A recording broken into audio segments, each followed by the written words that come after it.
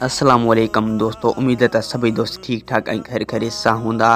तो असांजी तव्हां सां ॻाल्हि करण वारा आहियूं त तकरार ड्रामे में छा थियण वारो आहे। तफ़सीली ॻाल्हि ॿोली शुरू करण खां पहिरियों जेकॾहिं अव्हां असांजे चैनल ते नवां त ज़मीर जमाली चैनल खे सब्सक्राइब करे ऐं नोटिफिकेशन ऑल करे छॾींदा।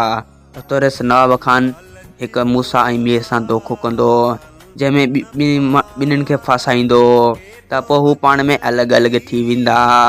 रेस नवाब ख़ान मीर जी भेण खे बख़्त ऐं भावल ख़ान जे हवाले करे छॾींदो, जंहिंजी ख़बर मीर खे पवंदी त मीर पंहिंजो दुश्मन मूसा ऐं भावल ख़ान खे सम्झंदो। ऐं ॿिए पासे मीर दरिया ख़ान खां सलाह वठंदो त रेस नवाब ख़ान सां ठाव कयूं या न। दरिया ख़ान मीर खे जवाबु ॾेई छॾींदो, इन ठाह खां ख़ाली भला आहियूं। ऐं मूसा इहो सोचींदो त हाणे रेस नवाब ख़ान इहा वॾी चाल खेॾे वियो आहे ऐं हाणे मां मीर खे कीअं शिकस्त ॾियां ऐं उन खे कहिड़े तरीक़े सां मुतमिन कयां। ऐं भावल ख़ान हाणे मीर खे मारण लाइ पूरी प्लानिंग ठाहींदो। वधीक वीडियो ॾिसण लाइ चैनल खे सब्सक्राइब ऐं वीडियो खे लाज़मी लाइक कंदा।